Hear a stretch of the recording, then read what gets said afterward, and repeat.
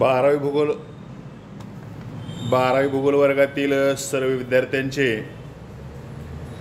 आज या ठिकाणी मी प्रथमतः स्वागत करतो।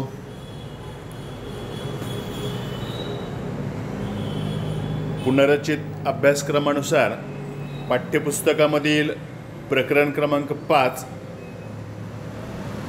तृतीयक आर्थिक क्रिया या पूर्वीच्या व्हिडिओमध्ये आपण तृतीयक आर्थिक क्रिया आधारित आपण एक उत्तराचं वाचन केलं होतं। त्या उत्तरावर आधारित आपण बरेचसे प्रथम श्रेणीच्या आर्थिक क्रियावर उदाहरणादाखल काही मानवाच्या प्राथमिक आर्थिक क्रिया, द्वितीयक आर्थिक क्रिया आणि त्याचबरोबर तृतीयक आर्थिक क्रिया याची उदाहरणं पाहिली होती।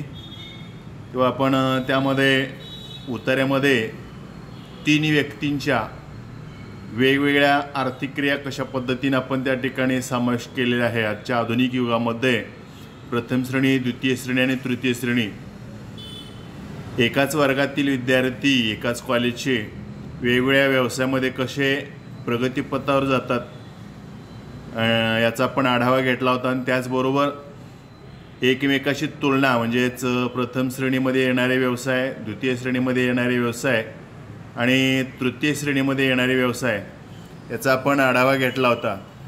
तर आज आपण व्हिडिओ क्रमांक 29 मध्ये तृतीयक आर्थिक क्रियांचे वर्गीकरण याचा आपण सविस्तर अभ्यास करणार आहोत।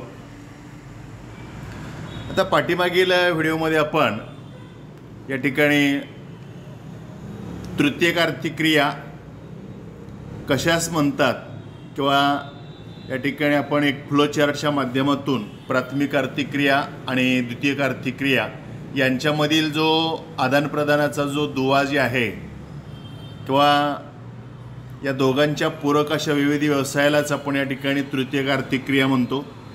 आणि याच तृतीयक आर्थिक क्रियामध्ये वेगवेगळ्या प्रकारच्या सेवा वर्ग किंवा मालाची खरेदी विक्री, वाहतूक, दळणवळण, मालाची चढउतार, कर्ज तारण, रोखे, विपणन, आयात निर्यात याचा आपण या ठिकाणी अभ्यास केला होता।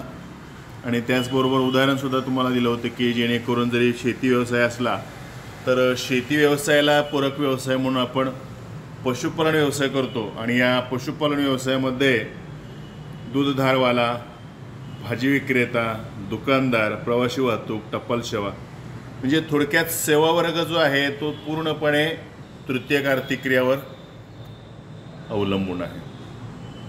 तर आज आपण या ठिकाणी तृतीयक आर्थिक क्रियांचं वर्गीकरण पाहणार आहोत। यामध्ये पहा, तृतीयक आर्थिक क्रियांचं वर्गीकरणामध्ये पहिला व्यापार आणि वाणिज्य दिलेलं आहे, दुसरं वाहतूक दिलेलं आहे, तिसरं संदेश वहन आणि चौथा आहे इतर सेवा। थोडक्यात सेवा वर्ग म्हणजे प्रथम श्रेणीच्या व्यवसाय आणि द्वितीय श्रेणीच्या व्यवसायाचा दुवा म्हणून जो ओळखला जातो, आपण फ्लो चार्टच्या माध्यमातून पाहिलं जातं, हा दुवा यामध्ये याचा समावेश होतो। आता याच्यामध्ये पहा, व्यापार आणि वाणिज्य याच्यामध्ये 2 उपघटक केलेले आहेत, घाऊक व्यापार आणि किरकोळ व्यापार। आता घाऊक व्यापारामध्ये शहरी घाऊक व्यापार आहेत आणि ग्रामीण घाऊक व्यापार म्हणजे विभागावाईज त्यामध्ये 2 व्यापाराचे वर्गीकरण केलेले आहेत, शहरी आणि ग्रामीण। आणि किरकोळमध्ये परत वेगळं केलेलं आहे, ग्रामीण आणि नागरी। याच्यामध्ये ग्रामीणमध्ये जर म्हटलं तर आठवडे बाजार भरतात आणि वस्तू भांडार आणि सार्वजनिक वितरण यंत्रणा। आणि त्याचबरोबर नागरीमध्ये जर पाहिलं तर शृंखला भांडार म्हणजे साखळी असते, त्याचबरोबर मॉल, दुकाने, मंडई आणि तिसरं जे आहे ते सार्वजनिक वितरण यंत्रणा। आता दुसरा जो भाग घेतलेला वाहतूक आपल्याला अतिशय साधा सोपा असा भाग आहे। रस्ते, रेल्वेमार्ग, लोहमार्ग, जलमार्ग, हवाई मार्ग आणि नळमार्ग म्हणजे भूमार्ग, जलमार्ग आणि हवाई मार्ग असे मुख्य प्रकार आहेत। रेल्वे, रस्ते हे भूमार्गाशी निगडीत आहेत, जल, हवाई, नळ हे वेगळे येतात। त्यानंतर संदेश वहनामध्ये बघा, संदेश वेगवेगळ्या माध्यमातून संदेश वहन केलं जातं, टपाल सेवा, दूरसंचार सेवा, दृकश्राव्य, अंतर्जाल आणि कृत्रिम उपग्रह म्हणजे वेगवेगळ्या उपग्रहाच्या माध्यमातून सुद्धा याच्यात आपल्याला संदेशाचं वहन केलं जातं। आता याच्यामध्ये पहिला जो भाग आहे दूरसंचार भ्रमणध्वनी आणि दूरध्वनी जे मोबाईल आणि BSNL जे आहे तो. त्यानंतर बघा दृकश्राव्यामध्ये फिल्म, रेडिओ, TV, छापील. जशी की आपण दैनिक वर्तमानपत्र घेतो, घरामध्ये TV पाहतो किंवा पूर्वीचा ट्रान्झिस्टर किंवा रेडिओ असेल आणि फिल्म वेगवेगळ्या चित्रपटाच्या माध्यमातून आपल्याला विशिष्ट असं मेसेज पाठवण्याचं काम या ठिकाणी केलं जातं. आणि शेवटचा जो भाग दिलेला आहे इतर सेवा. आता इतर सेवा म्हणजे तुम्हाला पर्यटन. आता काही प्रदेश असे आहेत की त्या ठिकाणी पर्यटनाच्या दृष्टीनं नटलेले आहेत. जसं की आपलं कोल्हापूरमध्ये सुद्धा बरेचसे पर्यटन ठिकाणं आहेत आणि ते दाखवण्याचं काम आणि त्याच्याशी निगडीत बरेचसे व्यवसाय या ठिकाणी, मग लॉजिंग असेल, हॉटेलिंग असेल, ट्रॅव्हलिंग असेल किंवा गाईड म्हणून गाईडशिप करतात. पर्यटन अशा अनेक व्यवसायाशी निगडीत. त्यानंतर बँकिंग आहे, विमा आहे, स्थावर मालमत्ता आणि व्यक्तिगत आणि व्यावसायिक सेवा. तर अशा प्रकारे आपण तृतीयक आर्थिक क्रियांचं वर्गीकरण केलेलं आहे. तर त्याचबरोबर आपल्याला या ठिकाणी थोडंसं त्याचा सविस्तर आढावा घ्यायचा आहे. याची काही वैशिष्ट्ये येतात. आपण तृतीयक आर्थिक क्रियांची वैशिष्ट्य पाहूया. आता पहा, तृतीयक आर्थिक क्रिया जे आहेत आपण वर्गीकरण पाहिलं. आता वैशिष्ट्य पाहूया. तृतीयक आर्थिक क्रिया हा अतिशय महत्त्वाचा असा भाग आहे. या व्यवसायात प्राथमिक व्यवसायाप्रमाणे निसर्गातून काढलेली काही म्हणजे निसर्गातून प्रथम श्रेणी जर आपण पाहिली तर पूर्णपणे निसर्गावर अवलंबून आहे आणि द्वितीय श्रेणी जर पाहिली तर द्वितीय श्रेणी व्यवसाय हे पूर्णपणे प्राथमिक व्यवसायावर अवलंबून आहेत. तसा हा तृतीय श्रेणीचा व्यवसाय हा निसर्गातून काही घेतलं जात नाही असा हा व्यवसाय आहे. आपण यापूर्वी फ्लो चार्टमध्ये किंवा आताच्या वर्गीकरणाच्या चार्टमध्ये पाहिलं तर याचा कुठलाही निसर्गाशी निगडीत असा सहसंबंध येत नाही. दुसरं वैशिष्ट्य जर पाहिलं तर या व्यवसायात नवीन उत्पादने निर्माण केली जात नाहीत. म्हणजे जे उत्पादन केलेलं आहे त्यालाच फक्त सेवा देण्याचं काम या ठिकाणी केलं जातं. त्याच्याशी निगडीतच तिसरं वैशिष्ट्य दिलं बघा, या व्यवसायात केवळ सेवा दिली जाते. मग प्रथम श्रेणीच्या व्यवसायामध्ये जी उत्पादन घेतले जातात त्याला बाजारपेठ उपलब्ध करून देणं, वाहतूक सुविधा उपलब्ध करून देणं किंवा इतर सेवा सुविधा देण्याचं काम ही तृतीय श्रेणी करते. म्हणून इथं म्हटले फक्त सेवा दिली जाते, तिच्या बदल्यात मोबदला घेतला जातो. समजा तुम्ही त्या ठिकाणी एखाद्या ट्रकच्या माध्यमातून काही माल वाहून नेला असेल तर त्याचं लगेज किंवा आपण त्याचं माल वाहतुकीसाठीचं भाडं आपण भाड्याच्या माध्यमातून आपण पैसे देतो. म्हणूनच या व्यवसायाने सेवा व्यवसाय असं म्हणतात. म्हणजे तृतीयक श्रेणीवर्ग व्यवसाय जे आहेत हा सेवा व्यवसाय म्हणूनच निव्वळ आणि निव्वळ केवळ सेवा व्यवसाय म्हणूनच पाहिला जातो. त्यानंतर चौथं वैशिष्ट्य जर तुम्ही पाहिलं, या व्यवसायाची वितरण हे अनेक भौगोलिक घटकांची प्रेरित झालेले असते. त्यानंतर पाचवं आहे, यामध्ये निसर्गावर अवलंबून नसलेल्या आर्थिक क्रिया फारच थोड्या असतात. त्याच्यामध्ये सर्व इतर ह्याच्यावर अवलंबून असतात. मानवी उत्पादनावर आधारित किंवा मानवाला गरजू वस्तूंच्या आधारित हे व्यवसाय आहेत. निसर्गावर काही अवलंबून नाही असं त्याच्यामध्ये सांगितलेलं आहे. यामध्ये निसर्गावर अवलंबून नसलेल्या आर्थिक क्रिया ही आपण वाचलेलं आहे. या व्यवसायावर हवामान, भूरचना आणि समुद्र सान्निध्य इत्यादी भौगोलिक घटकाचा परिणाम होत असतो. म्हणजे आता उदाहरणार्थ हवामान बदल झाला तर त्याचबरोबर त्या ठिकाणी शेतातून पिकवलं जाणार नाही. जसं की आता उदाहरणार्थ कारखानदारी, द्वितीय श्रेणी व्यवसाय कारखानदारी आणि कारखानदारीला लागणार आता उदाहरणार्थ सुतीवस्त्र उद्योग आहे. कापूसच पिकला नाही तर वाहतूक चालणार नाही, लक्षात घ्या. तसा हा व्यवसाय कसा आहे, हवामान, भूरचना आणि समुद्र सान्निध्य या घटकावर अवलंबून आहे किंवा घटकाचा परिणाम या प्रत्यक्ष व्यवसायावर, सेवा वर्गावर होतो. त्यानंतर सातवं बघा, विकसित देशात या व्यवसायाचं प्रमाण जास्त आहे. म्हणजे तृतीयक श्रेणी व्यवसाय जे आहेत तो उदाहरणार्थ उत्तर अमेरिका असेल, पश्चिम युरोपियन देश असेल, ऑस्ट्रेलियन देश असेल, या इत्यादी देशामध्ये या तृतीयक श्रेणी व्यवसायाचा आपण या ठिकाणी किंवा जपानसुद्धा पहा तुम्ही, तृतीयक श्रेणी व्यवसायामध्ये सर्वाधिक लोकसंख्या गुंतलेली आहे. यानंतर हा व्यवसाय अनुत्पादक स्वरूपाचा आहे. म्हणजे प्रत्यक्ष उत्पादन घेत नाही परंतु त्या घेतल्या जाणाऱ्या उत्पादनावर सेवा देण्याचं काम मात्र हा तृतीय श्रेणी व्यवसाय करतो. नवं वैशिष्ट्य आहे बघा, जगभरात सर्व मानवी वस्त्या या भौगोलिक घटकांच्या अनुकूलतेवर वसलेल्या असतात. जे मानवी वस्त्या ज्या आहेत म्हणजे हवा, पाणी, जमीन किंवा भूरचना जी आहे किंवा पर्जन्य वितरण या सर्व घटकावर अवलंबून कसं आहेत मानवी व्यवस्था आहेत आणि त्याच्यावर आज अवलंबून ह्या तृतीय श्रेणी व्यवसाय आहे। एखाद्या द्वितीयक आर्थिक व्यवसाय मानवी वस्तीपासून दूर स्थापन होऊ शकतो, परंतु जे द्वितीयक आर्थिक उदाहरणार्थ कारखाने मानवी वस्तीपासून दूर स्थापन होऊ शकतात, परंतु बाजारपेठा मात्र नेहमी मानवी वस्त्यामध्ये किंवा मानवी वस्त्या जवळच निर्माण होतात। कारण बघा, जशी मागणी तसा पुरवठा जर आपल्याला करायचं म्हटलं तर त्या ठिकाणी अगोदर मानवी वस्त्या म्हणजे वस्त्यामध्येच हा व्यवसाय त्या ठिकाणी केंद्रित केला जातो, हे तितकंच महत्त्वाचं आहे। आता आपण त्या ठिकाणी पाठ्यपुस्तकामधील या तृतीय श्रेणी व्यवसायावर आधारित असा हा वाहतूक हा एक व्यवसाय जे आहे, मग आपण तृतीय श्रेणी व्यवसायाचं वर्गीकरण पाहिलं, त्यातला एक पहिला व्यवसाय आहे वाहतूक। वाहतूक हा सुद्धा एक प्रकारचा सेवा व्यवसायाचा आहे, म्हणजे कारखान्याला लागणारा कच्चा माल आणि कारखान्यात तयार झालेला पक्का माल वाहतूक करून त्या ठिकाणी सेवा देण्याचं काम, कारखानदारांना कच्चा माल उपलब्ध करून देण्याचं काम ही वाहतूक यंत्रणा करते आणि त्याचबरोबर कारखान्यामध्ये तयार झालेला पक्का माल ग्राहकांना उपलब्ध करून देण्याचं काम हा तृतीय श्रेणी व्यवसायामधला वाहतूक व्यवसाय करत असतो। आता वाहतूक ही अशी सेवा किंवा सुविधा आहे की ज्याद्वारे माणसे, वस्तू आणि उत्पादित माल इत्यादी प्रत्यक्षपणे एका ठिकाणाहून दुसऱ्या ठिकाणी नेले जातात।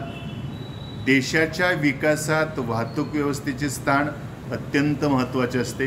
आता एक लक्षात घ्या, देशाच्याच काय तर संपूर्ण खेडोपाड्यामधून, कारण देश हा खेड्यांचा देश आहे, कारण आपल्या भारताचं उदाहरण जर दिलं तर मोठ्या प्रमाणामध्ये जेवढा खेड्याचा विकास झालेला आहे तितकाच त्या ठिकाणी खेड्याचा विकास तर शहरांचा विकास, कारण खेड्यामध्ये जे पिकवलं जातं तेच शहरामध्ये त्या ठिकाणी विकलं जातं। म्हणून एक लक्षात घ्या, पक्के रस्ते, पक्के रेल्वेमार्ग, विद्युतीकरण झालेले रेल्वेमार्ग, त्याचबरोबर जलविद्युत सुविधा, हवाई वाहतूक या सर्व वाहतुकीचा विकास आणि त्याचबरोबर संदेशवहन, जेवढा विकास झालेला आहे तितकाच त्या शहराचा, ग्रामीण वस्त्यांचा, नगरांचा, उपनगरांचा विकास झालेला आहे।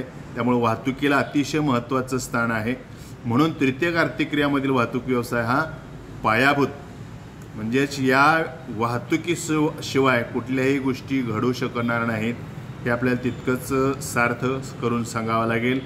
सर्व आर्थिक क्रियांचा विकास वाहतूक व्यवस्थेवरच अवलंबून असतो। आता पहा, सर्वांनी पान नंबर 58 काढायचं। आता पान नंबर 58वर पहा, आपल्याला एक नकाशा दिलेला आहे, जग प्रमुख वाहतूक मार्ग। आता तुम्हाला जगाचा नकाशा दिलेला आहे पान नंबर 58वर, आणि पान नंबर 57वर काय केलेलं आहे, अशा प्रकारचे प्रश्न दिलेले आहेत 1 ते 9, आणि इथं तुम्हाला वाहतुकीवर आधारित इथं लिहा जग प्रमुख वाहतूक मार्ग।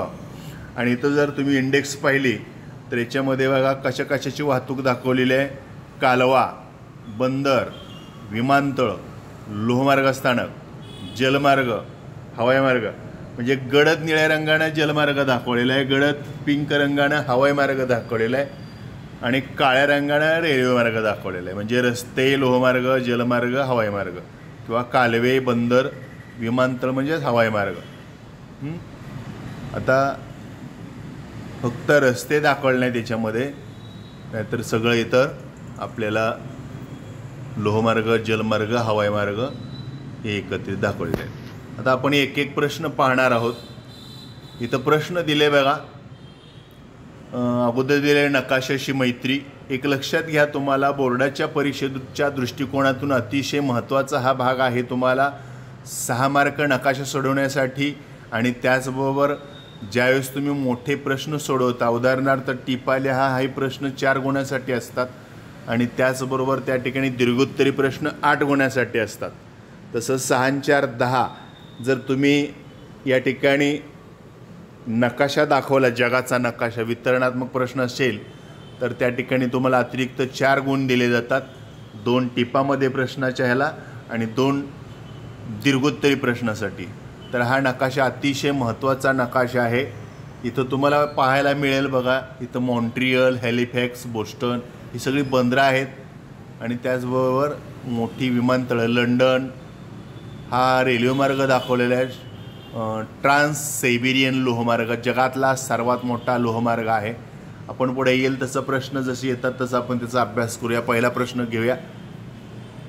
अगोदर प्रश्न काय दिलाय बघा. आकृती क्रमांक 6.2 पाहून ही 6.2 आकृती आहे. खालील प्रश्नांची उत्तरे लिहा. एकूण 9 प्रश्न आहेत बघा.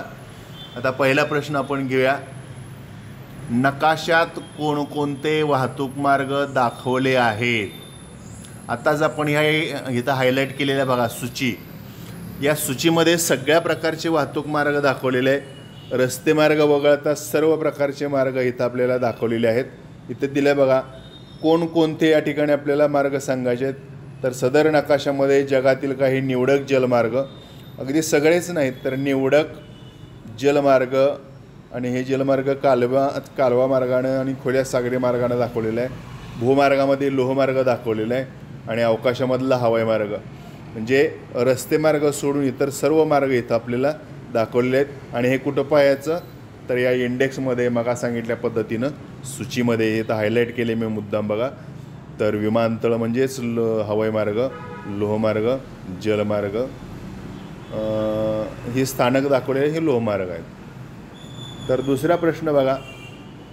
सर्वसाधारणतः कोणत्या खंडादरम्यान वाहतुकीचं ओघ जास्त आहे. आता इथं जर तुम्ही पाहिलं गोलार्धानुसार तर दक्षिण गोलार्धामध्ये फक्त केप ऑफ गुड होप मार्ग एवढाच दिसतो. पण त्यानंतर पर्थ सिडनी हा एक मार्ग. याच्या तुलनेनं उत्तर गोलार्धामध्ये जर तुम्ही पाहिलं ह्या जगाच्या मध्यातून विषुववृत्त गेलेलं आहे बघा. या विषुववृत्ताच्या उत्तरेला जर पाहिलं उत्तर गोलार्धात सर्वाधिक रेल्वे मार्ग, जलमार्ग आणि हवाई मार्ग इत्यादीचा विकास झालेला आहे. म्हणून इथं आपलं उत्तर काय करावं लागेल. सर्वसाधारणपणे कोणत्या म्हटलेलं आहे ती खंडांचं नाव लिहायचं. प्रथम क्रमांक घ्यायचं. उत्तर अमेरिका, युरोप आणि आशिया. या उत्तर गोलार्धात 3च खंड येतात. उत्तर अमेरिका, युरोप आणि आशिया खंडामध्ये खंडादरम्यान वाहतुकीचा ओघ जास्त आहे. कोणत्या म्हटलेले तिथं खंडांची नावं लिहायची. त्यानंतर तिसरा प्रश्न आहे बघा. जलमार्गासाठी कोणकोणत्या कालव्यांचा वापर केला जातो. आता जगातले महत्त्वाचे कालवे 2च आहेत आणि या कालव्याचा उद्देश कोणता असं विचारलेलं आहे. आता इथं पहा. हा ब्रिस्बन किंवा लंडनपासून ते इकडं पनामा कालवा म्हणून दिलेला आहे. त्यानंतर लंडनपासून ते मुंबईला जाणारा हा सुएज कालवा म्हणून आहे बघा. या सौदी अरेबिया किंवा युरोप आणि आफ्रिकेच्या मध्यातून जाणारा हा जो बाण दाखवलेला आहे पनामा कालव्याचा आहे आणि हा जो बाण उजव्या साईडचा आहे तो सुएज कालव्याचा आहे. आपण प्रत्यक्ष त्याचं स्पष्टीकरण पाहूया. जलमार्गासाठी कोणकोणत्या कालव्याची नावं फक्त सांगायचा वापर केला जातो. तर इथं पनामा, उत्तर आणि दक्षिण अमेरिकेच्या दरम्यान पनामा कालवा आणि युरोप आणि आफ्रिकेच्या दरम्यान सुएज कालवा. आता यातच उपप्रश्न विचारलेला आहे. कालव्याचा उद्देश कोणता. आता या पनामा कालवा आणि सुएज कालवा याचा उद्देश काय पहा. पूर्वीच्या काळी या संपूर्ण दक्षिण अमेरिकेला वळसा घालून या ठिकाणी आपल्याला पॅसिफिक महासागराला किंवा पश्चिम उत्तर अमेरिकन देशाला जावं लागायचं. किंवा समजा मुंबईला जायचं असेल तर संपूर्ण आफ्रिकेला वळसा घालून जावं लागायचं. परंतु हा जो सुएज कालवा भूमध्य तांबडा समुद्र यांच्या संयोग भूमीतनं काढलेला हा जो काय सुएज कालवा जे आहे त्या कालव्यामुळं जवळजवळ 65,000 किलोमीटर लांबीचं अंतर जलमार्गाचं वाचलेलं आहे. थोडक्यात या कालव्याच्या पूर्वी केप ऑफ गुड होप मार्गद्वारे मुंबईला, सिंगापूरला किंवा ऑस्ट्रेलियाला जावं लागायचं. जवळजवळ 45 ते 60 दिवसाचा कालावधी प्रत्येक जहाजानुसार किंवा टर्बाईन्सनुसार त्या ठिकाणी त्याचा कालावधी वेगळा होता. इथं दिलं बघा. कारण या कालव्यामुळे 2 मोठे जलाशय महासागरी एकत्र जोडले गेले. म्हणजे हा उत्तर अटलांटिक असेल हा पॅसिफिक महासागर आहे या पनामा कालव्यामुळे जोडला गेलेला आहे. आणि त्याचबरोबर हा उत्तर अटलांटिक आणि हिंदी महासागर या सुएज कालव्यामुळे जोडला गेला असून या वाहतुकीमुळे अंतर कमी झालं. हाच खऱ्या अर्थाने या पनामा आणि सुएज कालव्याचा मुख्य उद्देश म्हणता येईल. आता चौथा प्रश्न आहे बघा, हवाई मार्गामुळे भारतातील कोणती, इथं आपल्याला 2 शहरं सांगायचे, 2 प्रमुख शहरे इतर राष्ट्राची जोडली गेलेली आहेत. तर हवाई मार्गामुळे भारतातील विचारलेला हवाई मार्ग आणि भारतातील 2 शहरं सांगायचे. आता इथं पहा, हवाई मार्ग जर तुम्ही पाहिला तर इथं मुंबई एक आहे आणि इथं दिल्ली एक आहे. तर भारतातलं फक्त सांगायचं आहे. प्रश्नात भारताचा उल्लेख केला आहे. हवाई मार्गामुळे भारतातील कोणती 2 प्रमुख शहरे इतर राष्ट्राशी जोडली गेलेली आहेत, कोणतीची ठिकाणं आपल्याला उत्तर लिहायचं आहे. हवाई मार्गामुळे भारतातील मुंबई व दिल्ली ही 2 प्रमुख शहरे इतर राष्ट्राशी जोडली गेलेली आहेत. आता 5वा प्रश्न, हवाई मार्गाचा कमी वापर होत असलेले 2 खंड कोणते. आता इथं तर तुम्ही पाहिलं हवाई वाहतूक कसे, तर इथं तुम्हाला बघा हवाई वाहतुकीचं सिम्बॉल दिलेलं आहे, पिंक गडद लाईन म्हणजे किंवा जांभळी गडद लाईन आहे. इथं दक्षिण अमेरिका येतो, एकच फक्त रेष आलेली आहे. तर युरोशिया आणि बिरोनो हे दिलेलं आहे आणि आफ्रिकेमध्ये एकच आहे, जोहान्सबर्ग. इतर ठिकाणी जर तुम्ही पाहिलं, उदाहरणार्थ उत्तर अमेरिका असेल, युरोप असेल किंवा आशिया असेल, सर्वात जास्त हवाई वाहतुकीचा विकास झालेला आहे. तर त्याच्या तुलनेनं इथं 2 हायलाईट केलेले खंड आहेत, दक्षिण अमेरिका आणि आफ्रिका. आणि असं का घडतं आहे तर ते आपल्याला कारण सांगायचं आहे. तर उत्तर असेल हवाई मार्गाचा कमी वापर होत असलेले आफ्रिका आणि दक्षिण अमेरिका 2 खंडात कमी वापर होतो. का होतो की त्याचं कारण सांगायचं आहे. या खंडात लोकसंख्येचे वितरण फारच कमी आहे, तसंच लोकसंख्येची घनतासुद्धा फारच कमी आहे आणि प्राथमिक आणि द्वितीयक व्यवसायाचा विकास कमी झालेला आहे. प्रथम श्रेणी व्यवसाय जे आहेत, मग शिकार करणे, मासेमारी करणे, त्याचबरोबर शेती व्यवसाय, खाणकाम व्यवसाय, पशुपालन, असे जे काही व्यवसाय जे आहेत ते कमी प्रमाणामध्ये आहेत आणि त्यामुळे सुद्धा त्याचा परिणाम हवाई वाहतुकीवर झालेला आपल्याला आढळून येतो. आता इतर आफ्रिकेचं जर सांगायचं झालं किंवा अमेरिकेचं सांगायचं झालं तर ॲमेझॉनच्या खोऱ्यात दाट वनांचा प्रदेश आहे. इथं मोठ्या प्रमाणामध्ये दाट वन आहे आणि आफ्रिकेच्या उत्तरेला सहारा वाळवंट आहे आणि या दोन्ही खंडामध्ये या प्रतिकूल घटकामुळं सुद्धा या ठिकाणी त्या प्रदेशाचा आर्थिक विकास झालेला नाही आणि ज्या प्रदेशाचा आर्थिक विकास नाही, साहजिकच तिथं हवाई वाहतुकीचा विकास झालेला नाही. आता त्याचबरोबर बघा प्रश्न 6वा दिलेला आहे, लोहमार्गाचा कमी वापर होत असलेले 2 खंड कोणते. आता लोहमार्ग इथं सूची पाहावा लागेल अगोदर आपल्याला. लोहमार्ग हा तुटक तुटक असा काळा लाईन ओढलेला भाग आहे आणि 2 खंड कमी रेल्वे मार्गाचा विकास झालेले 2 खंड आहेत. बघा इथं दिलेले आहे आफ्रिका आणि दक्षिण अमेरिका. आता इथं जर तुम्ही पाहिलं तर जगातला 2ऱ्या क्रमांकाचा हा लोहमार्ग आहे. इथं जगातला 1ल्या क्रमांकाचा रशियातला ट्रान्स सायबेरियन लोहमार्ग आहे. तर त्याच्या खालोखाल खंडित असलेला आफ्रिकेतला केप करो लोहमार्ग आहे, परंतु खंडित आहे, सलग मार्ग आहे. परंतु विकासाच्या बाबतीत, लोहमार्गाच्या विकासाच्या बाबतीत आफ्रिका आणि दक्षिण अमेरिका किंवा फारसा वापर होत नाही. त्याचं कारण असं सांगता येईल की विषुववृत्तीय घनदाट जंगलाचा प्रदेश. आता इथं सुद्धा ॲमेझॉन नदीचं खोरं आहे आणि आफ्रिकेच्या मध्यवर्ती कांगो नदीचं खोरं आहे आणि या नद्यांच्या खोऱ्यामध्ये जंगलाचा किंवा दाट जंगलाचा वनाचा प्रदेश असल्यामुळे इथं फारसा विकास झालेला नाही. त्याशिवाय एडिस पर्वत, तर आफ्रिकेतील विविध पर्वतीय प्रदेशामुळं वाहतुकी विकास फारसा झालेला नाही.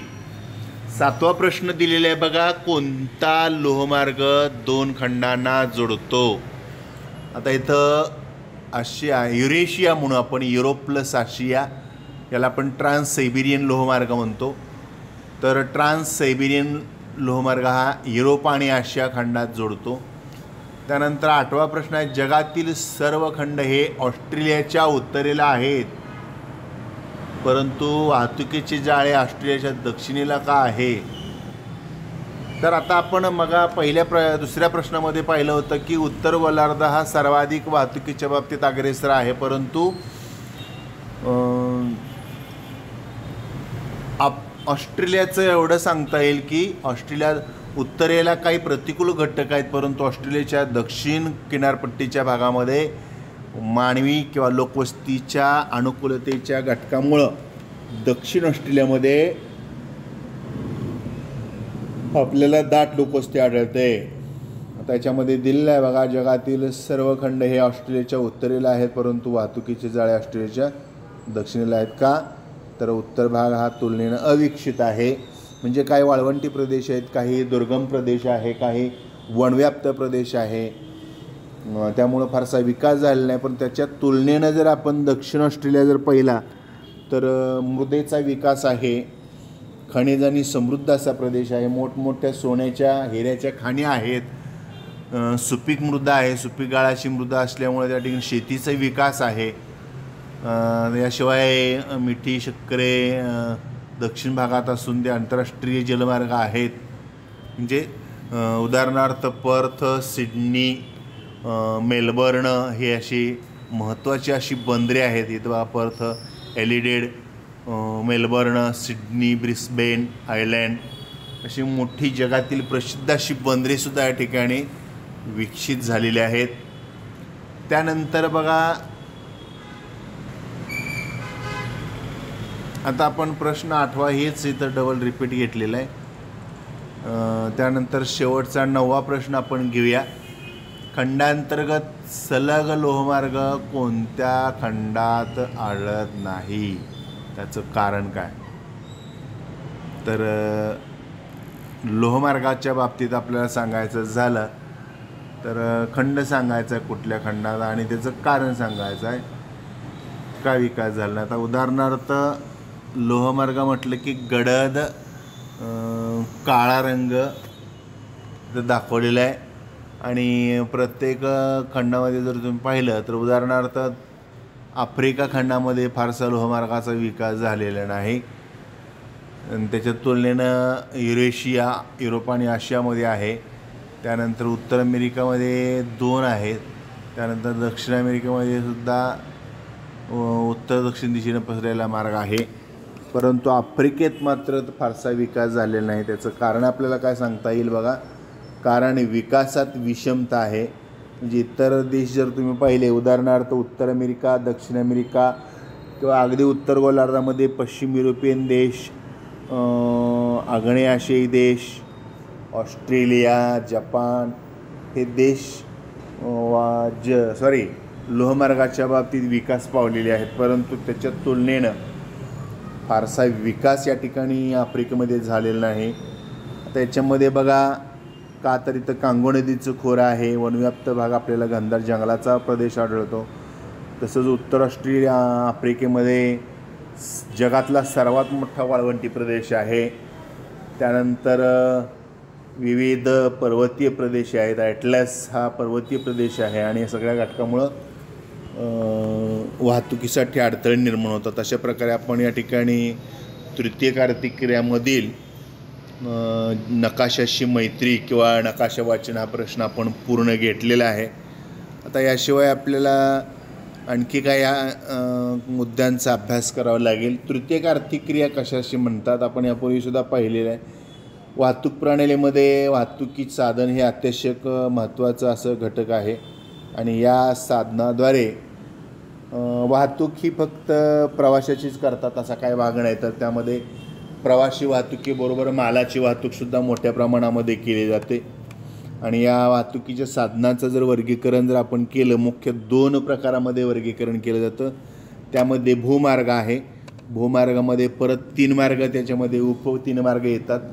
त्याच्यामध्ये रस्ते, लोहमार्ग आणि नळमार्ग असे 3 उपप्रकार याच्यामध्ये येतात. आपण त्याचा सविस्तर अभ्यास पुढे करणारच आहोत. जलमार्गामध्ये सुद्धा 3 प्रकार येतात. एकतर खंडांतर्गत जलमार्ग, मग त्या ठिकाणी कालवे असतील, नद्या असतील, तलाव असतील, सरोवर असतील, त्याच्या अंतर्गत होणारी जलवाहतूक. त्याचबरोबर किनारपट्टीची जलवाहतूक आणि खुल्या महासागरातील जलवाहतूक आणि हवाई वाहतुकीमध्ये स्थानिक, राष्ट्रीय आणि आंतरराष्ट्रीय अशी हवाई वाहतूक इथं चालते. प्रत्येक मार्गाची वैशिष्ट्य व गरजा वेगवेगळ्या असतात. यामुळे जगातील वेगवेगळ्या भागात प्रत्येक मार्गाचा विकास आणि वापर हा मोठा फरक आपल्याला दिसून येतो. आता इथं फ्लो चार्ट दिलेला आहे. याच्यामध्ये सांगितलं होतं की ज्या परिसरात भूरचना फार उंच सकल नसते अशा ठिकाणी रस्ते, लोहमार्ग, नळमार्ग विकास पावलेले आहेत, विकसित झालेले आहेत. आणि शेवटचा मुद्दा बघा, तर याच्यात तुलनेनं, भूरचनेच्या तुलनेनं वनाच्छादित प्रदेशात, डोंगराळ प्रदेशात, पर्वतीय प्रदेशात मात्र असे मार्ग विकसित होण्यात अडथळे निर्माण झालेले आहेत. आता उदाहरण द्यायचं झालं तर आफ्रिका, दक्षिण अमेरिका किंवा घनदाट वनांचा प्रदेश, वाळवंटी प्रदेशात लांब अंतराची रस्ते, लोहमार्ग विकासास अडथळे निर्माण झालेले आहेत. आणि शेवटचा जो भाग आहे आपला जलवाहतूक उपयुक्त याचा उपयोग सांगायचा आणि हवाई वाहतुकीचा उपयोग. तर यापूर्वीच्या ह्याच्यामध्ये आपण काय केलं होतं, त्याचं वर्गीकरण केलं होतं. आता याच्यामध्ये स्वतंत्र मार्ग पाहिजे आहेत. जलवाहतुकीचं बघा, बंदरे आणि गोदीसाठी किनारी प्रदेश सुयोग्य असतात. आता बंदरे जर त्या ठिकाणी स्थापन व्हायचं म्हटलं तर त्या ठिकाणी दंतूर समुद्र किनारपट्टीचा प्रदेश असला पाहिजे, अगदी विशाल असा काळ्यासारखा भाग की जेणेकरून अंतर्गत भागातून केली जाणारी वाहतूक किनारपट्टीपर्यंत आली पाहिजे. आता त्यामध्ये गोदी म्हणजेच त्या ठिकाणी गोडाऊन असतात मोठमोठ्याले. आंतरराष्ट्रीय वाहतुकीतून मागविला जाणारा माल किंवा निर्यात होणारा माल तिथं साठवणूक केली जाते. दंतूर किनारे, प्रत्येक किनारे हा योग्य असेलच असे नाही. जगभरात व्यापार हा सागरी मार्गाद्वारेच चालतो. सागरी अंतर कमी करण्याच्या उद्देशाने कालवे निर्माण केले गेले आणि याच्यामध्ये जगातली महत्त्वाचे 2 कालवे आहेत, सुएझ कालवा आणि पनामा कालवा. आता सुएझ कालव्याद्वारे आशिया खंड, आफ्रिका आणि युरोप खंड हा भूमध्य समुद्राद्वारे जोडले गेलेले आहेत. आता सुएझ कालवा हा अतिशय महत्त्वाचा मार्ग आहे. या कालव्यामुळे पश्चिम युरोपियन देश, उत्तर आफ्रिकन देश आणि पश्चिम काय म्हणतो आपण आग्नेय आशियाई देश असेल, भारत, जपान, ऑस्ट्रेलिया हे अतिशय कमी अंतर झालेलं आहे. आता याच्यामध्ये आपल्याला पनामा कालव्यामुळे पॅसिफिक व अटलांटिक महासागर जोडले गेलेले आहेत. त्यानंतर हवाई वाहतूक, जसं की आपण वाहतुकीमध्ये जलमार्ग, भूमार्ग किंवा लोहमार्ग पाहिला, तसंच हवाई वाहतूकसुद्धा म्हणजे वजनाने कमी असलेल्या मौल्यवान अशा वाहतुकीसाठी हवाई वाहतूक फार महत्त्वाची अशी वाहतूक यंत्रणा आहे. सध्या तंत्रज्ञानात झालेल्या बदलामुळे हवाई वाहतुकीत वापरात मोठी वाढ आणि हवाई मार्गासाठी पोषक हवामान, आधुनिक तंत्रज्ञानाचा विकास, विमानतळ व गोदी यासाठी मैदानी प्रदेशाची आवश्यकता असते आणि सतत दाट धुके असणाऱ्या पर्वती शिखरांची व्याप्ती ही वाहतुकीस अडथळा ठरते.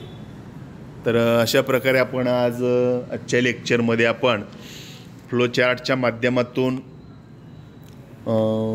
तृतीयक आर्थिक क्रियांचं वर्गीकरण पाहिलेलं आहे किंवा तृतीयक आर्थिक क्रिया कशाशी म्हणतात. आणि त्याचबरोबर आपण जगाच्या नकाशामध्ये वाहतूक या तृतीयक आर्थिक क्रियामधला महत्त्वाचा हा पहिला जो उपमुद्दा आहे वाहतूक, या वाहतुकीचा सविस्तर भूमार्ग, जलमार्ग, हवाई मार्ग या वाहतूक मार्गाच्या उदाहरणांनिशी आपण या प्रकरणाचा अभ्यास केलेला आहे. आपण शेवटपर्यंत हा व्हिडिओ अगदी काळजीपूर्वक पाहिला त्याबद्दल मी सर्वांचं धन्यवाद किंवा आभार मानतो. अशाच पद्धतीने तुम्ही त्या ठिकाणी यूट्यूबवर जे काही विद्यार्थी उशिरा प्रवेश झाले असतील किंवा उशिरा व्हॉट्सअपचे ग्रुप जॉईन केलेले असतील अशा विद्यार्थ्यांनी मराठीमध्ये यूट्यूबला 12वी भूगोल यादव SB मराठी टाईप करा. तुम्हाला लगेच या ठिकाणी हा चॅनल तुम्हाला सबस्क्राईब करायला मिळेल. सबस्क्राईब केलं नसेल तर सबस्क्राईब करा. नवनवीन व्हिडिओ तुम्हाला पाहायला मिळतील, दर्जेदार असे व्हिडिओ. आणि त्याचबरोबर तुम्हाला काही मित्रांना तुम्ही या लिंक्स शेअर करू शकता. तर धन्यवाद.